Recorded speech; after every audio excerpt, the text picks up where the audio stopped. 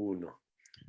Querido Isaac Yuch, la verdad es un gustazo y un lujo que me estoy dando y que seguramente quienes vayan a sintonizar este episodio también van a coincidir conmigo, poder conversar contigo, porque quienes te conocemos de tu obra, porque además estas son las cosas de la vida, hemos compartido y no nos habíamos cruzado, y Desde luego, sí.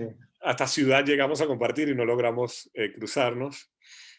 Pero quienes conocemos tu obra, quienes conocemos tu andar profesional y además quienes conocemos tu calidad humana, sabemos que tienes mucho por contar y que escucharte vale la pena. Si ya leerte era importante, escucharte también. ¿Cómo estás tú? Y la verdad que gracias por aceptar la invitación. No, no, Ignacio, yo te doy las gracias a ti realmente porque para mí significa mucho el poder compartir este momento, este espacio, en plena pandemia, con todas las dificultades de estar los dos, digamos, lejos de casa, yo en Alemania, tú en Madrid, y el gusto es mío, desde luego, porque yo también te sigo, te admiro, ya lo sabes, en los medios que hemos compartido y en el trabajo, digamos, individual que haces. Para mí ha sido, pues eso, siempre que te veo es como verte por una ventana, ¿no? De internet, todos los vídeos que haces y que hoy me invites a tu casa y que no vea por la ventana, sino, digamos, que esté, como quien dice, en el salón contigo, pues me da mucho placer y sobre todo, pues mucho agradecimiento por esta oportunidad de hablar contigo. No, y que esto pasará y ya llegaremos por fin, sea en Múnich, sea en Barcelona, sea en cualquier parte de este extraño mundo que por fin tomaremos café, almorzaremos y, Desde luego, y, cuenta con ello. y ahí destruiremos esa distancia que hoy en día, bueno, estas herramientas nos permiten a que sea menos fuerte. Quería conversar contigo muchas cosas, pero Tony Cross creo que nos abrió la puerta a un mundo muy interesante. Y digo que nos abrió la puerta porque, a ver, Noruega dio un paso, a ver, yo te digo la verdad, me emocionó. Yo vengo con muchas ganas y muy poco de hacer mi boicot personal al Mundial. A ver, digo personal porque no le va a afectar a nadie, pero es un tema mío. Yo no quiero ver ese Mundial, no me gusta el Mundial, es todo lo que no es fútbol. Es decir, es cierto que el Mundial de Fútbol se ha llevado a cabo en otros países que han tenido dictaduras, que han tenido regímenes opresores. No hay nada más que pensar en Italia, allá en los años 30. No hay más que recordar a la Argentina del 78, no hay más que recordar al México del 86, cuando después del terremoto lo que se hizo fue construir unos muros alrededor de la pobreza y de los damnificados para que el turista no viera un México, por decirlo en términos muy latinoamericanos, feo. Es decir, siempre ha estado ligado a esto y siempre ha sido utilizado el fútbol para hacer, digamos, política partidista, porque políticos somos todos, ¿no? Pero Tony Kroos, siendo la figura mundial reconocido en Alemania, reconocido en el mundo, ha dado unas declaraciones que a mí no me quedaron sino tener ganas de abrazarlo. Porque Noruega utiliza las camisetas, la selección alemana utiliza unas camisetas en contra digamos, de las violaciones a los derechos más fundamentales que se llevan a cabo en Qatar, del ser humano, por la muerte de todos estos trabajadores migrantes, que son más de 6.000 y tantos que se llevan desde que inició la construcción de los estadios. Pero al fin y al cabo, con las eliminatorias sucede que, a ver, en España se retransmiten las de España y alguno que otro partido, y eso pasa en el resto de los países, pero cuando Tony Cross en el podcast, que tampoco vamos a decir que es reproducido por el mundo entero, pero sí genera, en sus declaraciones, genera que el mundo entero escuche que esto no se sabe si va a ser un boicot, pero que hay que levantar la voz en contra de todo esto que conversamos, en contra de la homofobia, que se pena como delito en este país. ¿Qué sensación te deja? Bueno, me da una paz, ¿no?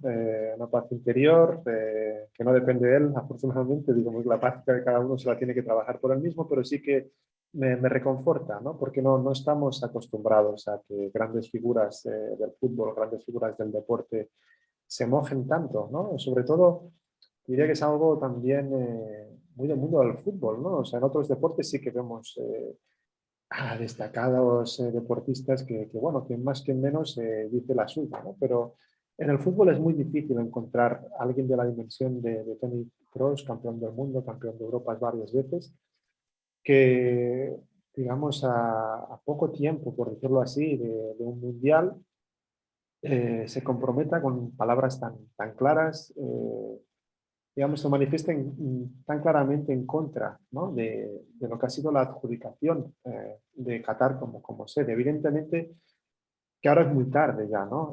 Para, digamos, dar marcha atrás en un boicot total de la selección alemana, ¿no? Eso es impensable. Incluso la misma selección noruega, que no sabemos si por potencial deportivo se va a clasificar o no, pero bueno, que de alguna manera eh, no nos podemos imaginar que haya un boicot de una selección entera al Mundial de Qatar. Pero sí que es muy bueno, ¿no? que estos días estemos viendo la iniciativa primero de Noruega, luego de Alemania, otras selecciones que se han ido apuntando en menor o mayor medida, Holanda, Austria, a título individual, la cross. Yo creo que es fantástico. Habrá gente que diga que esto es política de símbolo, ¿no? Yo creo que los símbolos son importantes y más en estos temas, ¿no? Entonces, Cross que diga que todo lo que se ha hecho en Qatar a nivel de condiciones de trabajo, sobre todo de los trabajadores extranjeros de países, digamos, relativamente pues, con precarias condiciones, ¿no? O sea, estamos hablando de Bangladesh, de Sri Lanka, de India y de Nepal y estos países bueno, que tienen una fuerza de trabajo que envían a Qatar y que allí los explotan, ¿no? No solo es, no solo es la cantidad de gente que ha muerto, que tú lo recordabas, ¿no? Más de 6.000, según The Guardian, creo que son 6.500 los que han muerto, digamos, desde que Qatar sabe que va a organizar el Mundial, ¿no? El próximo Mundial. Es también las condiciones en las que se han construido todas esas infraestructuras, aunque estés vivo, pero los han explotado, los siguen explotando, ¿no? A nivel de condiciones insalubres. Recuerdo de un reportaje que se emitió en la televisión pública alemana con cámara oculta y bueno, tuvo esa connotación de ver imágenes que hasta ese momento no se conocían y de infiltrarse. Porque sabes que si tú vas como periodista a Qatar, te enseñan la cara buena, ¿no? La cara, lo que dicen en Alemania, la cara del chocolate, ¿no? La cara bonita. Eh, no, este reportaje, digamos, sin salirme del tema, pues claro, porque ponía los pelos de punta, porque veías testimonios que ya desesperados, incluso se prestaban a hablar ante la cámara para decir que no podían más, que estaban desesperados, que no les daba más, que incluso los patronos de Qatar no les pagaban puntualmente con todo lo que significaba para ellos, que necesitaban ese dinero para ayudar a sus familias, ¿no? en todos estos países que he mencionado antes.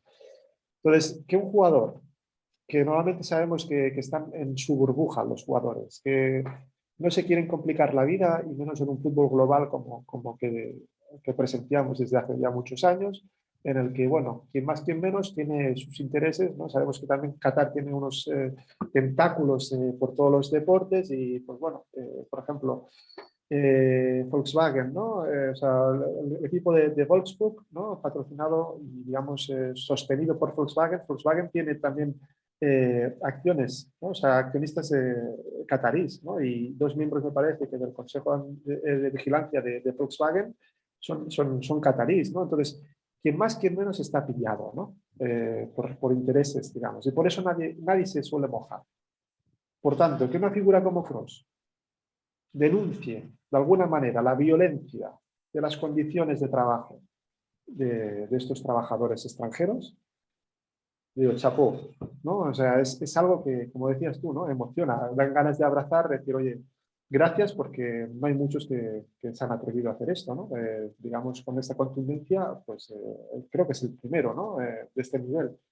Más allá de que haya otros deportistas pues, que ahora se estén animando de Noruega, podemos hablar también de Alemania, de figuras como Goretzka, ¿no? Que está en el Bayern también tiene patrocinador Qatar.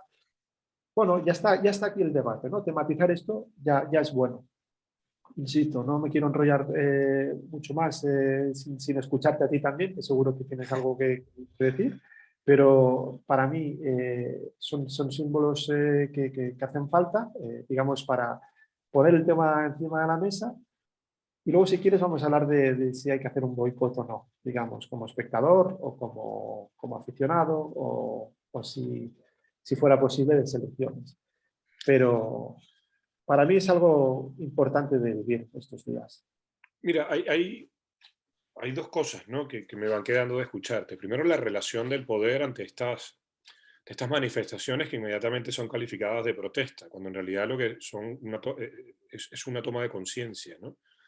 Y lo que primero me viene a la mente es cómo el poder, cuando requiere al deporte, porque no solamente el fútbol, pero en su momento fue el boxeo, sobre todo los pesos pesados, eh, lo utiliza de una manera muy descarada. Hay un mundial, que es el Mundial de Argentina 78, que no digo que es el mundial que más he estudiado porque me colocaría en un plano que no merezco, pero ese es el mundial al que más atención yo le he prestado por todo aquello de la Junta Militar, los desaparecidos, cómo se jugó, en dónde se jugó, en el momento, incluso hasta el partido aquel contra Perú. Y esa es una de las expresiones más asquerosas de cómo el poder se beneficia a través de un evento deportivo. Y el otro, que a mí me quedó del documental, hay un documental de la pelea Thrilla en Manila, ganada por supuesto por Mohamed Ali contra, mira cómo estoy con los nombres, Sí, a mí ahora me hacía también.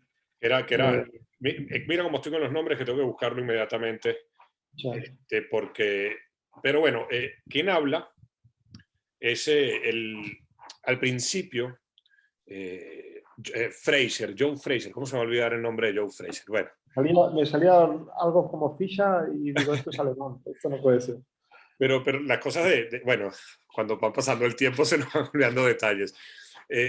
A ver, ese documental es maravilloso porque, bueno, más allá de mostrar todo lo que fue aquella previa de la pelea y la cual Ali queda muy mal parado en cuanto a su condición como deportista, no como boxeador, que era fenomenal, pero sí como deportista. Al principio habla Ferdi Pacheco. Ferdi Pacheco era el médico de Ali, de la esquina de Ali. Ferdi Pacheco, estoy seguro, nació en Puerto Rico, pero es muy interesante porque el entrevistador se ve que no tenía idea de la historia del boxeo. Y le pregunta a Ferdi Pacheco por qué demonios una pelea entre los dos pesos pesados más famosos y más importantes se va a hacer en Manila. Y la reacción inmediata de Ferdi Pacheco es hasta conmovedora porque le dice, tú no tienes idea del boxeo, ¿no? El boxeo, las grandes peleas se llevan a cabo en donde y cuando el gran dictador necesita hacer que la gente se olvide o del hambre que está pasando o de las batallas revolucionarias que se están llevando en las montañas. Es extraordinario ese testimonio. Pero yo creo que hemos llegado, y esta es una opinión muy personal, ya hemos traspasado eso del gran dictador. Es cierto que todavía existen grandes dictadores, pero la imagen de George Bush en los Juegos Olímpicos de Beijing, estando tan a gusto con un régimen que sabemos que oprime, ahí te das cuenta que ya esto se acabó de valores y de discusiones académicas o intelectuales. Esto va de dinero. Y cuando Cross, mi sensación es, levanta la voz de esta manera, esos grandes centros de poder que conspiraron para que Rusia y Qatar fueran mundialistas, tienen que estar un poco preocupados, porque que lo haga Noruega, una selección aislada, que además es un partido que ve tú a saber qué audiencia puede tener. Eh, Cuando lo hace Cross en una sociedad como la alemana, ahí es cuando te pregunto yo qué impacto puede tener. En Alemania, ¿no? Sí, digamos que gana puntos, ¿no? De popularidad y sobre todo de coherencia, ¿no? Es una de las grandes estrellas, Toni Kroos, como decíamos, campeona del mundo, pero se atiende mucho también todo lo que haga la Federación Alemana de Fútbol, ¿no? Okay. Vamos, yo me he acostumbrado a leer la prensa alemana, que es muy crítica con el poder, gracias a Dios, ¿no? Fiscaliza bastante bien, ¿no? Lo que es ha caído, por ejemplo, del pedestal, digamos, a nivel de gran figura, por ejemplo, hasta Franz Beckenbauer, ¿no? Sí. Digamos que evidentemente que toda su huella futbolística es intocable y es admirable, muy agradecida, pero bueno, también se le ha pillado, digamos, en presuntos chanchullos, ¿no? Digamos, conseguir que el Mundial del 2006 pues, fuera para Alemania, ¿no? Y él como presidente del comité organizador, etcétera. Entonces, yo creo que la opinión pública aquí está muy pendiente de declaraciones como Kroos, pero está también muy pendiente de todo lo que hagan la selección alemana, ¿no? O sea, jugadores del Bayern que, como te decía, pues tienen quizá ese conflicto de intereses, porque es uno de los patrocinadores del Bayern, es Qatar, y allí hacen todas también pues suelen hacer pretemporadas de invierno, durante el parón de invierno, etcétera, etcétera. Y fíjate si son críticos, que tras la primera manifestación, digamos, que hizo Alemania con las pancartas, que pareció, ¿no? Cada jugador con una letra de Human Rights, ¿no? Que parecía algo como hecho artesanal, ¿no? Que enseguida los jugadores se reivindicaron como algo que había salido de dentro, ¿no? Del vestuario, que tienen ganas de hacerlo, al seguir el ejemplo de Noruega. Al cabo de unas horas, digamos, desde el Twitter oficial de la selección alemana de fútbol, se hizo como un making of de cómo se habían hecho las camisetas. ¿Qué pasó? Que hubo como se dice en el lenguaje de redes, ¿no? Una shitstorm, ¿no? O sea, como una lluvia de porquería, por decirlo así. Porque decían, a ver, no puedes hacer un making of de cómo se hicieron las camisetas, porque eso no es lo importante. O sea, no estamos haciendo ahora aquí relaciones públicas de la federación, ni cómo se han hecho las camisetas, ni si sale el logo de esta marca, digamos, que viste a la selección, etcétera. No estamos hablando de esto. Quiero decir, en la selección, la opinión pública alemana sí con detalle todo esto, porque hay la sensación de que ya se llega tarde, ¿no? A muchas cosas, ¿no? Y la palabra boicot también está muy encima de la mesa. Tú sabes que la cultura del fan, del aficionado en Alemania es muy poderosa. En todos los clubes es digamos que los aficionados tienen lo que llaman aquí la curva, ¿no? O sea, son muy activos, ¿no? Políticamente, socialmente, por los derechos humanos. Y, y quieras o no, hay una corriente muy clara de decir, bueno, boicot, vamos a hacer un boicot todo. El otro día también leía un artículo como contrapunto interesante de si hay que hacer boicot o no. Tú decías, mira, no tengo ganas de ver ese mundial. Yo estoy contigo, ¿no? O sea, el impulso natural, digamos, es de indignación, de decir, no, no puede ser. Eh, Aquí el gran fallo también es la FIFA, ¿no? Que al final escoge a Qatar, digamos, no por temas de derechos humanos, sino, bueno, porque poderosos caballeros don dinero, ¿no? Y a Rusia, pues igual. Eh, ya llegamos tarde, creo que la adjudicación fue en el 2010, ¿no? Imagínate. Boicot sí, boicot no. Al final, eh, digamos que el fútbol no deja de ser como una industria, ¿no? En este sentido. El otro día escuché a un historiador catalán que decía, Carles Viñas, que decía que hay que hablar no de la industria del fútbol, sino de la industria de la pelota, ¿no? De por cómo lo están manchando todo, con todo tanto negocio, ¿no? Pero esto, digamos que los conflictos que hay a nivel internacional, o sea, ministro de Asuntos Exteriores, tú como país democrático te reúnes, ¿no? con países, digamos, de régimen dictatorial o con países que pisan más en los derechos humanos. O sea, tú te reúnes, ¿no? Eso se llama diplomacia, ¿no? La diplomacia.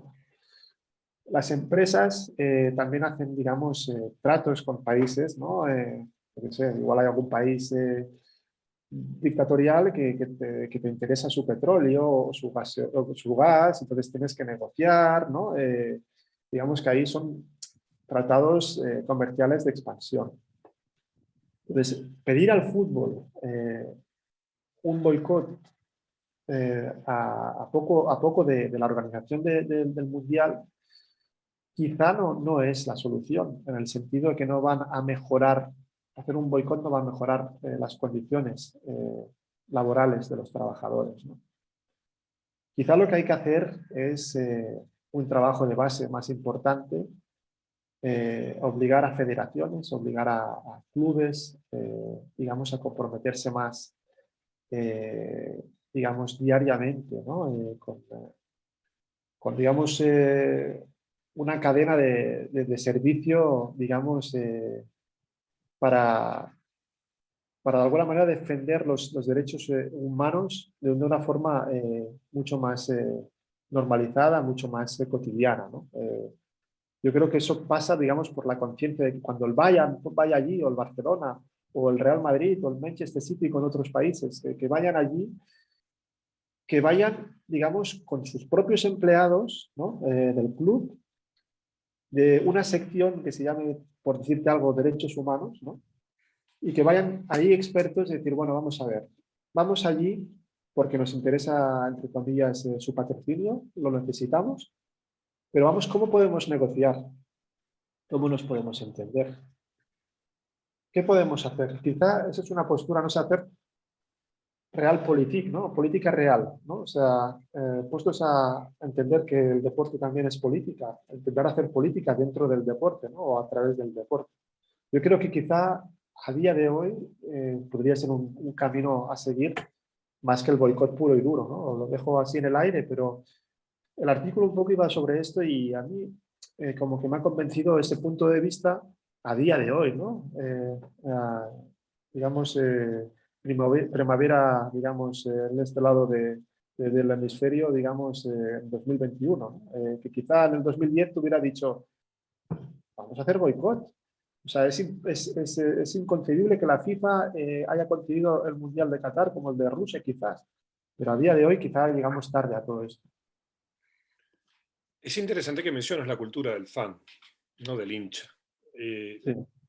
Porque, a ver, mi primera referencia en cuanto a esa cultura viene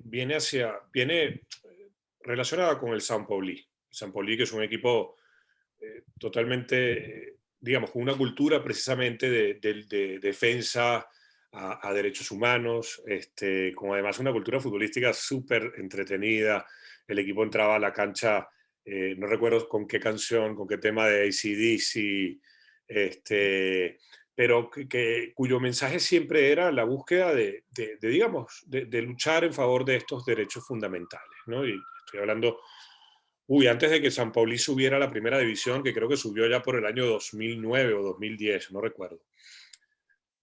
No sé decir de memoria, pero bueno, digamos que lo bueno del San Pauli es que trasciende lo deportivo, ¿no? Sí, Es decir, exactamente. un club de segunda división alemana que tenga fan clubs, que tenga peñas en todo el mundo, pues ya me dirás tú, ¿no? Con eso está dicho todo. O sea, un club de segunda división que sufre muchas temporadas para mantenerse en segunda división. Sí.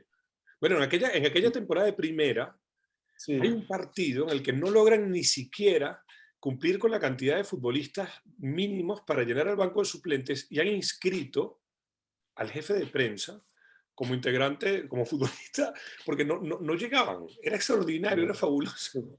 Sí, sí, sí, sí. Mira, he tenido la suerte de vivir cerca de Hamburgo, también en una de mis etapas en Alemania, y de haber ido varias veces al Millerntor, ¿no? O sea, al estadio del San Pauli, como invitado por aficionados de a pie y estar en una localidad de pie, digamos, mezclarme, digamos, con ese ambiente. Te aseguro que es fabuloso, ¿eh? O sea, es extraordinario vivirlo desde un punto de vista social. No hay confusión, o sea, no hay nada de confusión. O sea, tú sabes que si vas a San Pauli, sabes lo que te vas a encontrar y sabes lo que no te vas a encontrar. No te vas a encontrar ningún fascista en no sé cuántos kilómetros cuadrados. No te vas a encontrar ningún homófobo, no te vas a encontrar ningún racista, no te vas a encontrar ningún sexista. Digamos, si lo hay, dura 2 minutos, porque la misma afición localiza a ese impertinente, como mínimo impertinente, lo localiza y le dice, venga, vete de aquí. Este no es tu sitio. Este no es tu sitio. Y viven el partido como una fiesta, digamos, como un encuentro social. El fútbol es algo que les interesa, evidentemente, como les interesa otras secciones que tienen, de ajedrez y de balonmano y de otras secciones, pero es algo maravilloso. Es un club, digamos, referente que los estatutos, o sea, escrito, hay un artículo que dice que es un club, digamos, que es antihomófobo, antirracista, antisexista y contrario a toda discriminación. Entonces yo creo que es un ejemplo que el otro día leí, no sé si quieres ir por aquí aún o no, pero el otro día escuché en la cadena SER que el Barça, unos aficionados del Barça, de socios, estaban intentando proponer a la nueva junta de Joan Laporta, presidida por Joan Laporta, de incluir también en los estatutos lo mismo, ¿no? O sea, Sí, sí. antirracista, antifascista, antihomófobo, todo esto, ¿no? Para que tenga, digamos, un efecto diario en la vida del club. Y bueno, más he mencionado lo de San Pauli, pero te podría hablar y mencionar otras gradas, ¿no? Que están por este estilo, o sea, Es que a eso quería Main. llegar. ¿Cuál es el...? A ver, estamos en el siglo XXI y hay discusiones que a mí me parece que atrasan, ¿no? Porque al fin y al cabo somos todos seres humanos y y lo que no debería ser nunca motivo de discusión es qué hace la gente en su intimidad. Eso no te puede definir o no debe definir al ser humano, ¿no? Y quería preguntarte precisamente por, digamos, por todo esto que hemos venido conversando sobre, digamos, el racismo, el sexismo, la intolerancia. ¿Cómo está en el fútbol alemán? Porque este es un fútbol alemán que hay un momento dado en que a la selección, corrígeme si el nombre es el equivocado, pero Asamoah es el primer futbolista de color de piel negra. No, no, No, no, no. El primer jugador digamos, negro es no sé si es del año 74. Del año 74, mira.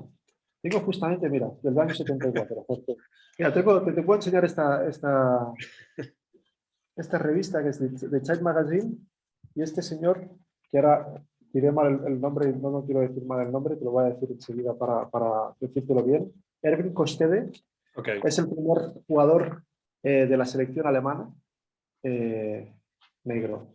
Asamoah justamente dice, años después, ¿no? Que fue internacional a partir de los años 90 y tal. Y también me decían que yo era el primer negro negro, porque tú no eres negro del todo. Imagínate, digamos, hasta dónde llega, digamos, la insolencia, la inmadurez claro. de determinada gente, ¿no? Y por eso quiero conocer, Eh, quiero conocer cómo está ese ambiente hoy en día, sí, porque el ambiente del fútbol siempre es muy particular, independientemente de dónde se juegue, y porque además es una sociedad que también produce tipos como Tony Cross, que ya lo veníamos sí. conversando. ¿Cómo está digamos, esos grados de tolerancia en el fútbol alemán? Mira, digamos que podemos ir acotando, ¿no? Diferentes temas, pero a ver, tú sabes que Alemania no es un país cualquiera, no es una república cualquiera, porque tiene un pasado histórico, digamos, Sí, el de más peso, ¿no? Digamos, a nivel mundial, ¿no? Por todas las atrocidades que hizo durante el régimen nazi, ¿no? Toda la barbarie, todo el holocausto, etcétera. Entonces, todo eso deja un pozo severo en la sociedad, como no podría ser de otra manera, y digamos que por todo lo que han vivido en el pasado, quieren corregirse y han querido, digamos, decir nunca más de verdad, ¿no? Por eso se toman en serio mucho más de todos estos temas de discriminaciones, intolerancias, nacionalismos entendidos como extremismo de derecha, todo esto, digamos, se combate el fascismo, ¿no? Digamos, es intolerable. Yo cuando, pues, como ciudadano nacido en Barcelona, cuando oigo según qué comparaciones en España, Cataluña, nazismo, tal, o sea, bueno, digamos que me coge de todo, ¿no? Pero bueno, sin huir, digamos, de lo que nos está ocupando. Alemania tiene mucha conciencia, digamos, de todos estos temas. Y sobre todo también porque aquí hay ultraderecha, ¿no? Y hay también neonazismo, ¿no? Que dices, bueno, ¿cómo puede ser que no hayamos aprendido o que determinados ciudadanos, determinados miles de ciudadanos, no hayan aprendido todo lo que, todas las salvajadas que se han hecho, todos los crímenes que se han hecho? Pues bueno, existen aún neonazis que se combaten, ¿no? Pero hay una gran conciencia social, hay un gran debate social, mediático. O sea, tenemos cada dos por tres artículos, digamos, reportajes en las televisiones que nos remiten, digamos, a cómo se puede mejorar la lucha, digamos, contra la xenofobia, contra el racismo. Porque claro, hay casos muy duros. O sea, te estaba citando este ejemplo, pero hay otros ejemplos, digamos, de jugadores negros que, que tuvieron que salir de la selección alemana en los años 70 porque, bueno, era una sociedad también muy conservadora, digamos, que no podía entender que un alemán no fuera, digamos, de color, ¿no? Y que incluso este alemán, ahora me estoy acordando del nombre, Jimmy Hartwig, era hijo de una alemana y de un jugador, de un padre soldado norteamericano, de una base norteamericana alemana, pero bueno, digamos que prácticamente el padre eh, marchó de la vida de este chico, que acabó siendo profesional, pero este chico tenía un abuelo nazi, por ejemplo. Imagínate tú la distorsión para un chico crecer así, ¿no? Digamos, con este racismo en la cuna, que no Claro. eras, no eres aceptado en tu propia familia. Entonces, toda la lucha, ¿no? De toda esta historia vital y que tú, porque te gusta el fútbol, vas subiendo digamos, de peldaño. Jimmy Harting fue jugador emblemático del Hamburgo, fue campeón de Europa con el Hamburgo, etcétera, ganó ligas con el Hamburgo, pero él digamos, eh, también ha de denunciar un racismo. Y lo denuncia Samoa, y lo denuncia Boateng. Quiero decir, es algo que está ahí, que hay que combatirlo diariamente, ¿no? O sea, tiene que ser algo, digamos, responsabilidad de todos nosotros. Es Sí, una cosa en la parte del racismo, para después obviamente hablar del sí. sexismo, la xenofobia, pero como, a ver, cada fenómeno tiene su particularidad. ¿Cómo combate el fútbol alemán el racismo? O sea, ¿qué hace ante manifestaciones tan despreciables como esta del racismo, por ejemplo? Bueno, pues hay digamos, unos servicios de atención, digamos, en las federaciones, ¿no? Para denunciar enseguida estos casos. Hay de alguna manera, pues, esta denuncia social inmediata de los estadios. Hay la educación, sobre todo, las cosas se arreglan mayoritariamente en estas cosas con la educación. Es evidente que no puedes parar, no, no puedes parar episodios, digamos, recientes o antiguos de casos de río que hay. O sea, no es que Alemania sea el paradigma de sitio, digamos, de felicidad absoluta, ¿no? No es que no haya problemas de discriminaciones en los campos en este sentido del racismo, pero sí que hay la conciencia y sobre todo que hay eh, este espíritu de decir, por aquí no pasamos, ¿no? No se puede, o sea, hay un grado de que tienes que llegar a avergonzar, ¿no? Si eres racista, o sea, no puede ser, o sea, tú no te puede gustar el fútbol y ser racista.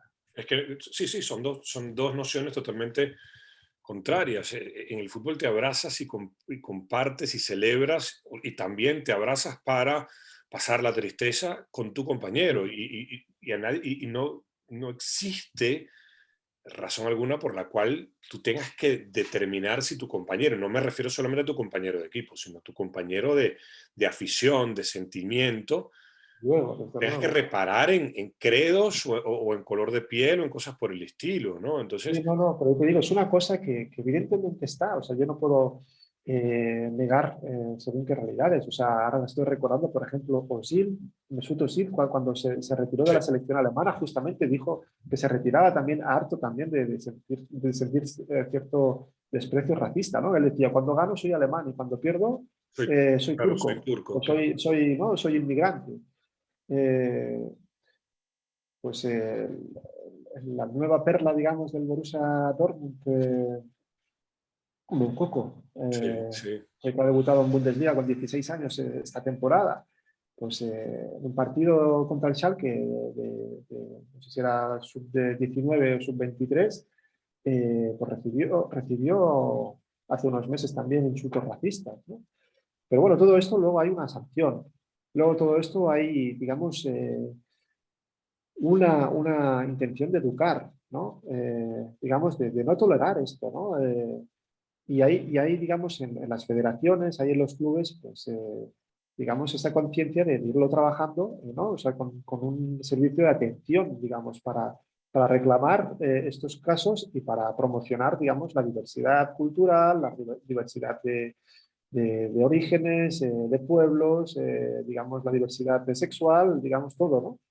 Y todo esto son cosas que se van trabajando, no de forma tan, digamos, progresiva como nos gustaría en según qué casos, pero bueno, luego hay ejemplos pues muy válidos, ¿no? Como el que mencionabas tú del San Pauli, o como la grada del Bayern, digamos, a pesar de que sea un club conservador, un club muy anclado en el catolicismo de Baviera, etcétera, pues tiene una grada, digamos, como muy de izquierdas, con mucha sensibilidad para este tipo de temas. La grada de Maguncia, del Mainz, muchos ejemplos, ¿no? Colonia, por ejemplo, ¿no? La ciudad de Colonia también, Berlín, todo esto, ¿no? Creo que tiene que ver también con la historia del país. lo que empiezo a sacar de esto que me cuentas de Alemania es que digamos, esta concientización, que por supuesto nace también de la aceptación de lo que fueron como nación, digamos, bajo el régimen nazi, de los crímenes que se cometieron y del reconocimiento, como tú bien dices, de nunca más de verdad. Es decir, porque además me ha tocado verlo en algunos monumentos públicos como recordatorio de lo que, a ver, ¿no? Los alemanes fuimos capaces, ¿no? Por decirlo de alguna manera. Pero la sensación que me da es que es cierto, hay un tema de educación y hay un tema también de sanción, pero que ya esto está muy adentro del inconsciente colectivo, por llamarlo de esta manera. Que claro que se van a producir episodios, porque al fin y al cabo somos seres humanos y la diversidad de nuestra especie trae como consecuencia que obviamente van a aparecer este estilo de episodios, pero que Alemania camina o transita un camino casi ideal hacia, digamos, hacia la educación y hacia la culturización de su propio pueblo en la tolerancia. No sé si yo viéndolo de afuera exagero. Sí, es también muy cultural, evidentemente, ¿no? Entonces, decíamos, ¿no? Alemania, tierra de poetas y de filósofos, ¿no? Aunque no veas poetas y filósofos en tu día a día, pero digamos que es un país, es una tierra, digamos, que ha dado grandes pensadores, ¿no? Y que sigue dando grandes pensadores. Hay una cultura muy importante. Y hay sobre todo también esa conciencia que tú hablas y esa forma de hablar. O sea, tú a un desconocido no le tuteas jamás aquí. Eso ya marca una pauta también, ¿no? De relación. O sea, tú vas a comprar el pan y hablas de usted, aunque a la persona, digamos, que te vende el pan, la conozcas de cada día, ¿no? A no ser que llega a haber un vínculo, digamos, en que al final te sepas el nombre y tal, pero hay esa distancia, esa cordialidad. Hay, digamos, o sea, para que un alemán insulte, hay que ser una cosa como muy grave, ¿no? Y el insulto, digamos, para nosotros latinos y tal, o sea, que nos decimos de todo en cualquier contexto, ¿no? O sea, que tenemos la palabra grosera mucho más fácil, ¿no? O sea, tenemos el gatillo mucho, mucho más ligero, digamos, en este sentido. Eso también marca como una predisposición, ¿no? Entonces, cuando tú insultas de forma racista a alguien, o de forma homófoba a alguien, ya te desmarcas mucho, ya eres asocial. Y digamos que quizás eres asocial de forma provocadora, de forma intencionada, porque eres un neonazi o porque eres de ultraderecha, eres un populista y tal, pero entonces ya quedas con ese estigma de que tú eres neonazi o eres de ultraderecha, buscas la confrontación, digamos, ya eres un mal bicho, ¿no? Pues, digamos, entre amigos lo diríamos así. Sí que tiene que ver con esa conciencia, yo creo, y ellos asumen, ¿no? Su parte de culpa también en el día a día. Y generaciones jóvenes que evidentemente no pueden responsabilizarse ellos de lo que hicieron sus abuelos o sus tatarabuelos ya, ¿no? Pero ellos viven con eso y ellos lo aprenden en las escuelas, tienen esas clases de historia que igual nosotros, por ejemplo, yo estudiando en España, en Cataluña, pues el franquismo siempre era la última lección, digamos, antes de final de curso, la dabas, digamos, en 3 días y no te acordabas de nada al cabo de 4 días, ¿me entiendes? O sea, tú haces como todo, la transición, el franquismo y tal, no te acuerdas de nada, o sea, no creo que digamos que sea ejemplar en ese sentido, al menos en mi época de estudiante, ¿no? Han pasado bastantes años ya. Ellos, en Alemania, creo que tienen esa parte de la historia como mucho más grabada, mucho más aprendida y sobre todo mucho más corregida, ¿no? Y yo creo que eso se nota también pues, a la hora de ir al fútbol y a la hora de enfrentarse a las intolerancias. Mencionas España. Hace un par de días, un poco más de un par de días, pero sí, hace muy poco tiempo, se dio a conocer por fin la información de que la próxima edición de la Liga Iberdrola, es decir, del fútbol femenino de primera división, va a ser profesional. Para alguien que no es español, como yo, mi reacción inmediata fue, ¿de verdad tardaron tanto? Quizá porque yo vengo de un lugar que es Venezuela, que está más influenciado por los deportes norteamericanos, y por ejemplo la WNBA, que es la liga, la NBA del baloncesto femenino, hace rato que se maneja de otra manera, y hace rato también que los atletas, incluso los atletas que participan en los Juegos Olímpicos, son tratados de distinta manera.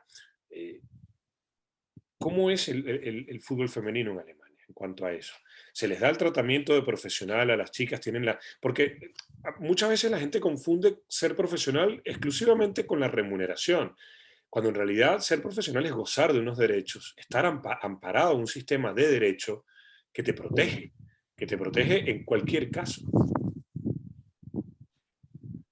Pues mira, yo no te sabría decir en cada equipo cómo está el tema, pero sí que me da la sensación de que la liga es muy profesionalizada. Es decir, cuando tú dices que ser profesional es mucho más que la remuneración, estoy de acuerdo en que, digamos, en las futbolistas que compiten en las ligas de fútbol de mujeres, pues tienen su reconocimiento, digamos, dentro de sus equipos, a nivel de que evidentemente pues, se asumen todos los gastos de material, tienen los entrenamientos muy pautados, en horarios, digamos, dignos y no siempre eso de esperar a las 9 de la noche cuando los equipos juveniles masculinos han acabado. Si se procura, digamos,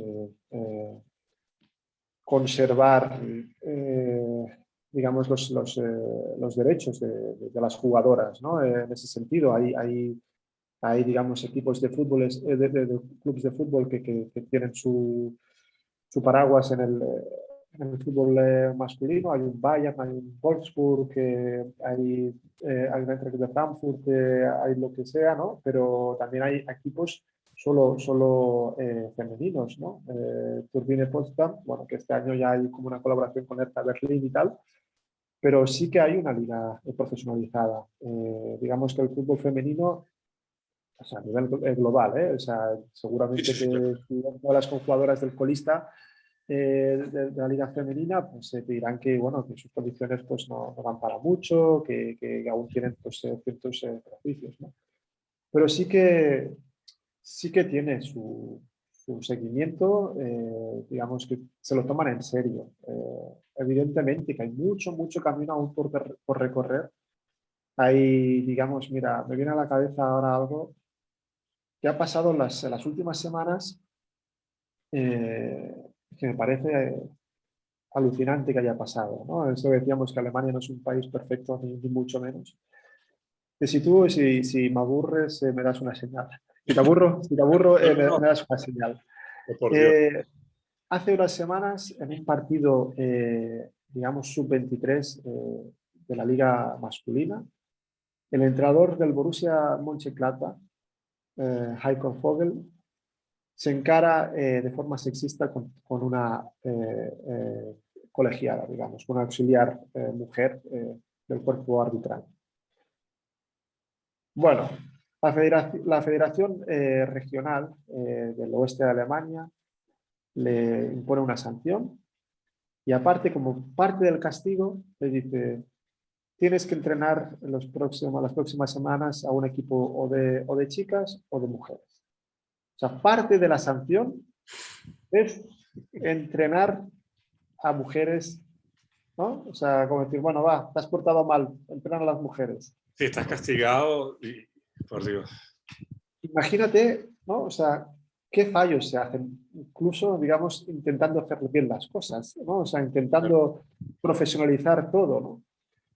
Claro, esto al final también pasa porque no conozco el detalle de quién manda en la Federación Regional del Oeste de Alemania, pero me imagino que la cuota femenina ahí no es muy grande, ¿no? O sea, estas decisiones las toman machos, digamos, alfas, digamos, conservadores, etcétera, etcétera. Pero te quiero decir, todo esto también ha creado una ola de indignación entre las mismas profesionales, ¿no? De primera división. Hay una queja y bueno, ya han retirado. El Borussia Mönchengladbach como club también ha dicho que evidentemente va a sancionar de forma severa a su entrenador porque se ha equivocado. Pero lo que te quiero decir es, imagínate lo que hay que recorrer aún. Lo Sí, que sí, hay que recorrer aún incluso un país, digamos, que el fútbol femenino es más ganador incluso que el masculino a nivel de selecciones, ¿no? Con lo que es Alemania para el mundo, digamos, del fútbol, ¿no? Pero claro, estamos hablando que históricamente la selección alemana de mujeres también es la mejor selección europea. Y bueno, te digo que hay mucho tramo a recorrer de sexismo, digamos, de equiparación, de sueldos y de condiciones, ¿no? aún así, Ahí, aún así yo tengo la sensación de que con todas las equivocaciones, porque eso que acabas de comentar, más que una equivocación, es una falta de sensibilidad tremenda y una falta de entendimiento del mundo y de la realidad, ¿no?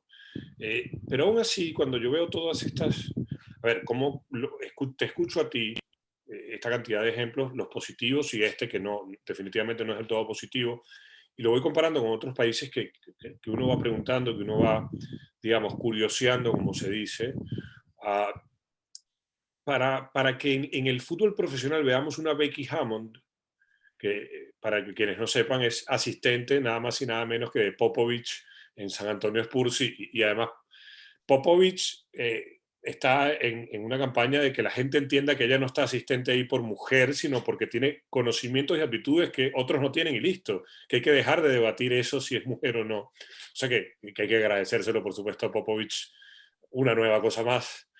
Eh, pero mi sensación, más allá de aquella médico que tenía el Chelsea, ¿te acuerdas? Que incluso sí, sí, fue sí, maltratada a más no poder por José Mourinho. sí. Cosas que hay que recordar, que José Mourinho la maltrataba y le hizo la guerra.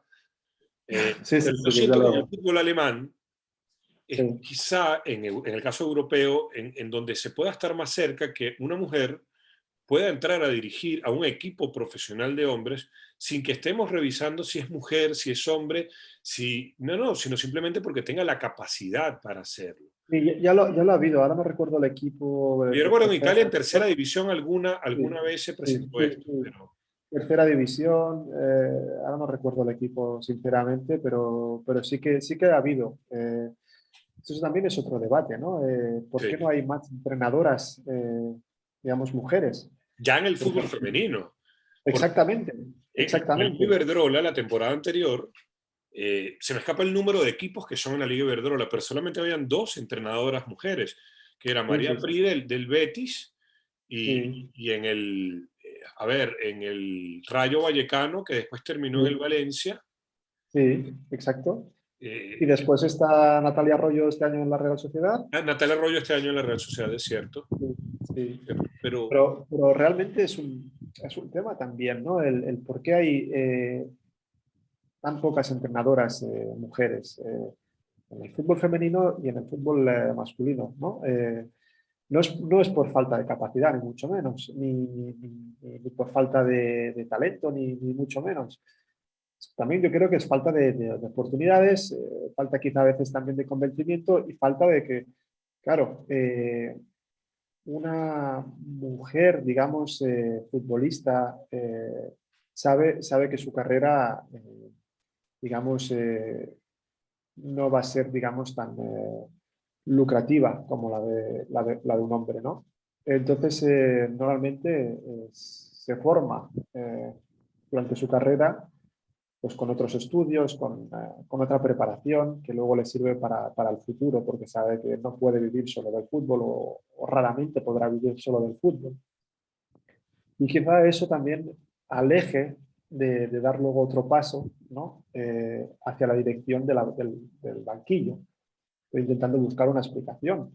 Pero yo creo que puede tener algo que ver con eso, ¿no? De que evidentemente la situación del fútbol de mujeres pues digamos, tiene pues, un punto de partida pues, más poco ventajoso que el de los hombres. En ese sentido, pues hay muchas mujeres que se tienen que preparar pues, con otras carreras de psicología, de economía, de lo que sea, ¿no? De lo que uno le pueda motivar, lo que una le pueda motivar. Y entonces eso se va como alejando, digamos, la perspectiva del fútbol porque saben que como hay una incertidumbre.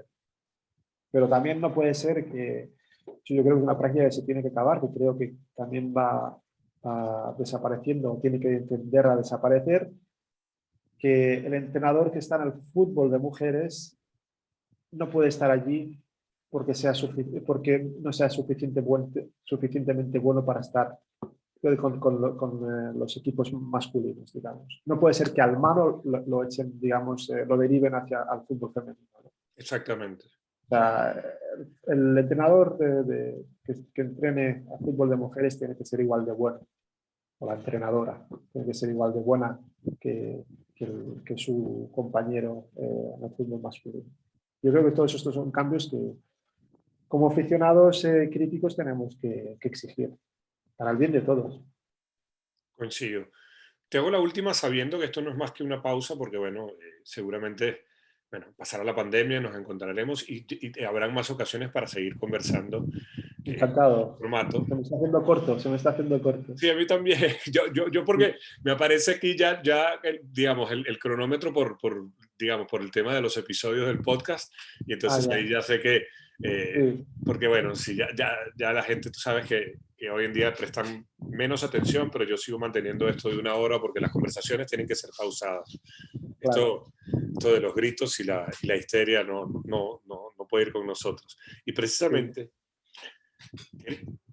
quería preguntarte por The Tactical Room, porque se cerró esa etapa, sí, estamos todos cada uno haciendo el duelo normal, natural, de cerrar una etapa, no el duelo de la tristeza, sino el duelo de, bueno, se ha terminado una etapa.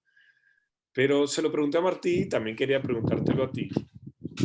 ¿Cómo lo llevas? Porque eh, tú y Martí en la mayor medida crearon un monstruo extraordinario Bueno, yo creo que lo creamos entre todos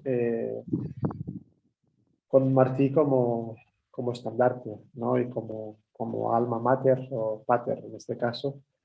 Eh, pero bueno, sí, el sentimiento de agradecimiento, ¿no? O sea, que es, digamos, algo aquello que dicen, ¿no? De no llores porque acabó, sino alégrate porque pasó, ¿no? Pues ese es un poco el sentimiento, ¿no? Que se ha acabado una etapa y se ha acabado de la mejor manera. El camino ha sido precioso, ¿no? Sobre todo porque también me invita a seguir, ¿no? En contacto con compañeros, con intercambio de ideas. Digamos que se cierra lo que es el producto en sí, pero esto es un poco como la energía, ¿no? Que no acaba, sino que se transforma, ¿no? Entonces, yo creo que la energía de Tactical Boom sigue viva, ¿no? Y digamos que intentamos de alguna manera, ahora por ejemplo en nuestro encuentro, pues realmente creo que se nota que hemos pasado por esa escuela, ¿no? Digamos de Tactical Boom. Pero bueno, a mí me deja la sensación de que nos lo hemos pasado bien, de que hemos sido honestos, digamos, con los contenidos que hemos trabajado, que, digamos, hemos aportado algo, ¿no? Nuestro granito de arena para que el lector, digamos, pudiera sentir que había ese esfuerzo por informar y por dar, digamos, una perspectiva de algo que quizá no se encuentra tan habitualmente en otro tipo de prensa diaria o de otra periodicidad. Y bueno, me quedo con todos los compañeros de viaje, me quedo, digamos, con quizá uno de los mejores jefes que he tenido en toda mi trayectoria profesional, ¿no? No quiero dejar mal a todos los demás que he tenido, pero que la Martí ya lo conocemos, ¿no? Sí, sí. Digamos que es el jefe que me gustaría encontrar. Si no soy jefe de mí mismo, es el que me gustaría encontrar un tipo así en próximos proyectos, ¿no? En el sentido de que es un jefe que se arremanga como el que más y el que trabaja más que nadie si hace falta, ¿no? Entonces nosotros yo creo que le hemos acompañado y nos hemos retroalimentado. Y en este sentido, pues digamos que la tristeza se va diluyendo y va floreciendo pues, lo que es el espíritu de Tactical Room, que es un poco pues de ánimo, de energía y de ganas de seguir aprendiendo, que básicamente era lo que era el proyecto, compartir esos conocimientos. Yo tengo la sensación de que cuando pase el tiempo, habrá una vuelta atrás y el recuerdo será como igual el mismo recuerdo que puedes tener de aquel equipo de fútbol en el que jugabas y no, en este momento no te acuerdas si ganaste o perdiste, pero te acuerdas de la gente con que estuviste, de los abrazos y de las celebraciones y de los apoyos. Creo que ese va a ser cuando pase el tiempo, ese va a ser el recuerdo. Es una buena metáfora, ¿no? Y los artículos que hemos escrito pues son como los goles que recuerdas toda la vida, o como las asistencias, o como tacking. Yo no soy mucho de tacking, pero bueno, alguna jugada, ¿no? Que esas que tienes como de niño que no las olvidarás jamás, ¿no? Pues yo creo que esos artículos están ahí también, que no olvidaremos jamás algunos de los artículos que hemos escrito. Querido Isaac, no sabes el gusto que me has dado, me lo he pasado genial. Igualmente, yo Y, también. y sobre todo que esto será, como te dije, y no lo digo de manera, digamos, diplomática, cordial o por algún elogio innecesario, sino porque el contacto que hemos sostenido en el tiempo así ha sido y este será el primero de muchos que espero que esos muchos sean ya en presencia y comiendo algo rico y sobre todo sabiendo que pasaron los tiempos difíciles. Te envío un gran abrazo y de verdad que gracias por pasarte por el canal. No, te digo que el agradecimiento es mío, el placer ha sido mío y bueno, espero que también te vaya todo bien, que la gente que nos escuche y nos vea también estén bien desde sus casas de donde estén y que un abrazo a todos y en especial para ti.